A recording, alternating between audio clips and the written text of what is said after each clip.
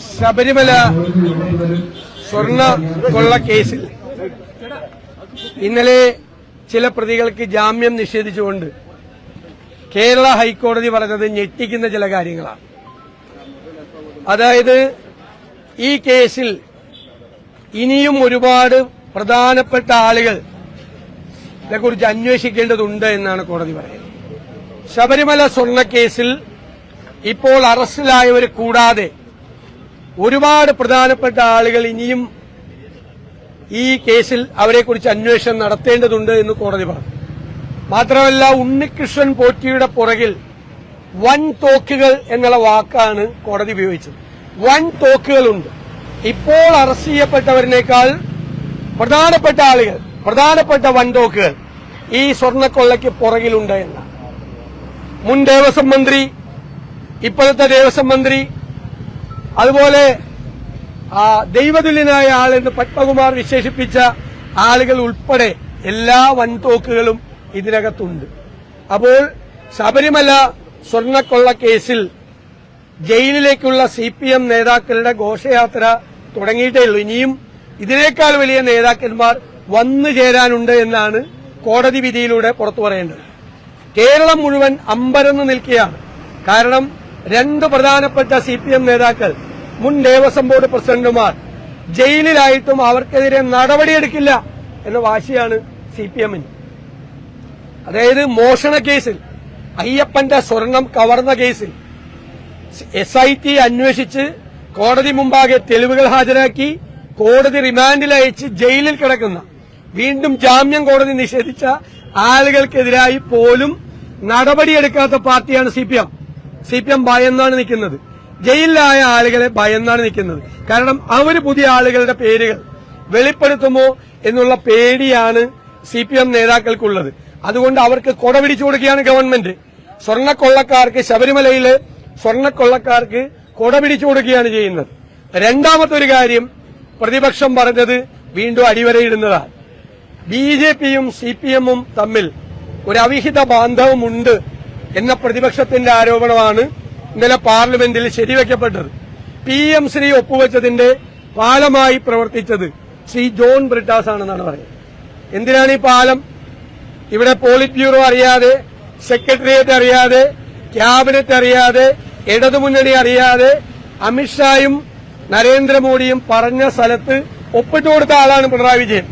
അവർ പറയുന്നിടത്ത് ഒപ്പിട്ട് കൊടുക്കലാണ്.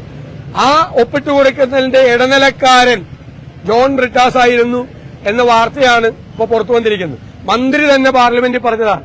അപ്പൊ BJPയും CPMഉം തമ്മിലുള്ള അവിഹിത ബന്ധത്തിന് നേരത്തെ ശ്രീ M ആയിരുന്നു ഇടനിലക്കാരൻ.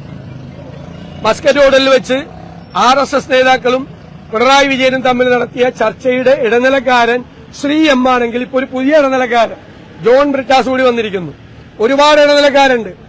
തൃശൂരിൽ സുരേഷ് ഗോപിയെ ജയിപ്പിക്കാൻ വേണ്ടി നടത്തിയ ശ്രമത്തിൽ RSS നേതാവ് ഹൊസബളയുമായി സംസാരിച്ച പിണറായി വിജയന്റെ ഇടനിലക്കാരൻ അഡീഷണൽ DGP ആയിരുന്നു. അപ്പൊ ഒരുപാട് ഇടനിലക്കാരെ വെച്ചുകൊണ്ട് ഒരുപാട് പാലങ്ങൾ പണിതുകൊണ്ട്, ഈ പാലം പണിതത് പിണറായി വിജയനാണ്. ഈ PM ശ്രീ ഒപ്പുവയ്ക്കാൻ പറയും കയ്യാളിന്റെ ജോലിയെ നമ്മുടെ ശിവൻകുട്ടിക്ക് ഉണ്ടായിരുന്നുള്ളൂ. പാലത്തിലൂടെ നടക്കുന്നത് നല്ല കാര്യത്തിനല്ലല്ലോ, കേരളത്തിന്റെ നല്ലതിന് വേണ്ടിയിട്ടല്ല. BJP CPM ബാന്ധവമാണ്, അത് വ്യക്തമായിരിക്കുന്നു. അപ്പോൾ പ്രതിപക്ഷം പറഞ്ഞ കാര്യങ്ങൾ ശബരിമല കൊള്ളക്കേസിലാണെങ്കിലും അതുപോലെ ഈ CPM BJP അവിഹിത ബാന്ധവത്തിലാണെങ്കിലും ഓരോ കാര്യവും പുറത്തുവരുന്നത് ഞങ്ങൾ പറഞ്ഞിരുന്നത് ശരിയായിരുന്നു എന്നതിലാണ്.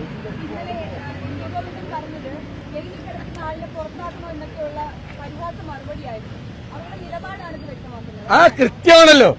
അതായത് അയ്യപ്പന്റെ സ്വർണം കവർന്ന, കോടതി എന്താ പറഞ്ഞത്? സ്വർണം പൊതിഞ്ഞ ദ്വാരപാലക ശില്പം കോടീശ്വരന് വിറ്റുവെന്നാണ്. എന്നിട്ട് വ്യാജ ചെമ്പിൽ ഇതുണ്ടാക്കി ചെന്നൈ കൊണ്ടുപോയി സ്വർണം പൂശുന്നത്. അപ്പൊ കോടികളുടെ ഇടപാടാണ്, സ്വർണത്തിന്റെ വിലയല്ല. ആ കോടികളുടെ ഇടപാട് നടന്നതിൽ ഇപ്പൊ വീണ്ടും രണ്ടാമത് പത്മകുമാർ പ്രതിയായി, സ്വർണ്ണപ്പാളിയുടെ കേസിലും പ്രതിയായി. അപ്പോ എന്നിട്ടും അവർക്കെതിരായി നടപടിയെടുക്കില്ല. അപ്പൊ പാർട്ടിക്ക് ബന്ധമുണ്ട്, പാർട്ടി അവരെ ഭയന്നാ നിൽക്കുന്നത്. കാരണം വേറെ പാർട്ടി നേതാക്കന്മാരുടെ പേര് അവര് പറയുന്നു. അതാണ് ഞാൻ പറയുന്നത്. അയ്യപ്പ ഭക്തർ മാത്രമല്ല, കേരളം മുഴുവൻ അമ്പരന്ന് നിൽക്കുകയാണ് CPM-ന്റെ ഈ നിലപാട്. CPM നിലപാട് അത്ഭുതപ്പെടുത്തിയാണ് എല്ലാവരെയും. നടപടിയെടുക്കില്ല.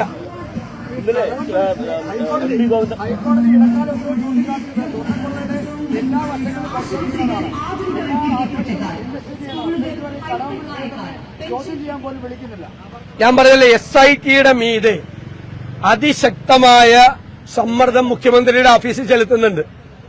പരമാവധി വൈകിക്കാനേ പറ്റുള്ളൂ. കാരണം ഈ തെരഞ്ഞെടുപ്പ് കഴിയുന്നത് വരെ ഈ കടകംപള്ളിയെ ചോദ്യം ചെയ്യരുത് എന്ന സമ്മർദ്ദം SIT-യുടെ മീതെ മുഖ്യമന്ത്രിയുടെ ഓഫീസിൽ ചെലുത്തുന്നുണ്ട്.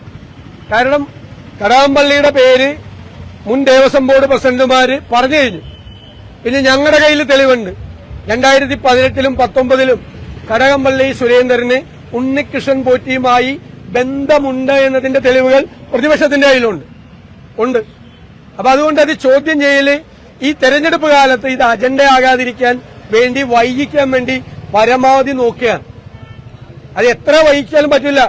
വൻ തോക്കുകൾ, ഇപ്പോൾ ജയിലിലായ അവരെക്കാൾ വലിയ വൻ തോക്കുകൾ ഇതിന്റെ പുറകിൽ ഉണ്ടെന്ന് കോടതി പറഞ്ഞു. അവരെ കുറിച്ചുകൂടി അന്വേഷണം നടത്തണമെന്ന് കോടതി പറഞ്ഞു. എന്നിട്ട് പരമാവധി വൈകിപ്പിക്കുക. കഴിഞ്ഞ ദിവസം MV ഗോവിന്ദൻ പറഞ്ഞൊരു കാര്യം, അതായത് മുകേഷ് MLA CPM-ന്റെ മെമ്പറല്ല, CPM മെമ്പറല്ലാത്ത മുകേഷിനെതിരെ എങ്ങനെ നടപടിയെടുക്കുമെന്നാണ് ചോദ്യം ചെയ്യുന്നത്. ഇത് യുക്തിസഹമാണ്, ഇത് കളിയാക്കുന്ന നിയമത്തെ. എല്ലാവർക്കും അറിയാമല്ലോ, റേപ്പ് കേസിൽ പ്രതിയായ MLA-യോട് രാജിവെക്കണമെന്നല്ല അവര് പറഞ്ഞിട്ടില്ലല്ലോ. പറഞ്ഞോ? അവര് പുറത്താക്കിയോ? അദ്ദേഹം LDF-ന്റെ പാർലമെന്ററി പാർട്ടി അംഗമാണ്. LDF-ന്റെ പാർലമെന്ററി പാർട്ടി അംഗമാണ് അല്ലേ മുകേഷ്? അതിൽ നിന്ന് പുറത്താക്കിയിട്ടില്ലല്ലോ. അദ്ദേഹം ഇപ്പൊ പറയുന്നത് ഇനി വീണ്ടും ഞങ്ങൾ അധികാരത്തിൽ വന്ന് അദ്ദേഹം മന്ത്രിയാവുന്ന. കറക്റ്റാണല്ലോ. ആണെന്ന് ജനങ്ങളെ കബളിപ്പിക്കുകയല്ലേ, ജനങ്ങളെ കളിയാക്കുകയല്ലേ. ഞാൻ അവിടെയല്ലേ, ഞാൻ കോൺഗ്രസിനെ കുറിച്ച് അഭിമാനിക്കുന്നു എന്ന് പറയാൻ കാര്യം എന്താ? ഞങ്ങളുടെ മുമ്പിൽ ഒരു തെളിവ് പോലും ഇല്ലാതെ, ഒരു പരാതി പോലും ഇല്ലാതെ ഒരു കാര്യം വന്നപ്പോ, പരാതി പോലും ഇല്ല എന്നപ്പോ ഞങ്ങൾ സസ്പെൻഡ് ചെയ്തു. ഒരു കത്ത് വന്നപ്പോ ഞങ്ങൾ പുറത്താക്കി അല്ലെ, എല്ലാത്തിൽ നിന്ന് രാജിവെച്ചു. കോൺഗ്രസ് ആണ് മാതൃകാപരമായ പാർട്ടി. ഇപ്പൊ ആരായി പ്രതിരോധത്തിൽ കേരളത്തിൽ? ഇവരെല്ലാം സംരക്ഷിക്കുന്നവരാരായി? ഈ എല്ലാവർക്കും കുടപിടിച്ചു കൊടുക്കുകയല്ലേ.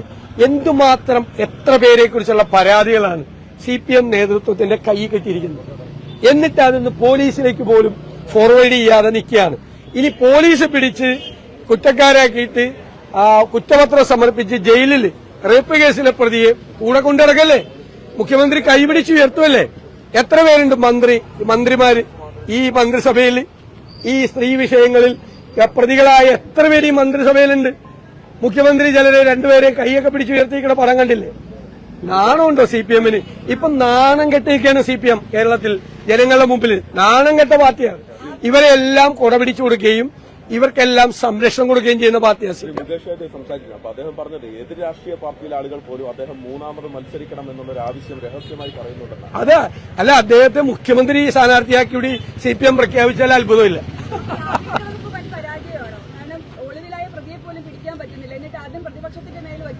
അല്ലേ, പ്രതിപക്ഷം എന്ത് ചെയ്യാന്? ഞാൻ വളരെ സിമ്പിളായിട്ടൊരു കാര്യം ചോദിക്കട്ടെ. ഞാൻ ഇന്നലെ ചോദിച്ച ഒന്നും കൂടി ആവർത്തിക്കുക. ഇത് തലേ ദിവസം ഈ പെൺകുട്ടി പരാതി കൊടുക്കുമെന്ന് മുഖ്യമന്ത്രിയുടെ ഓഫീസിന് അറിയായിരുന്നല്ലോ, ഇല്ലേ?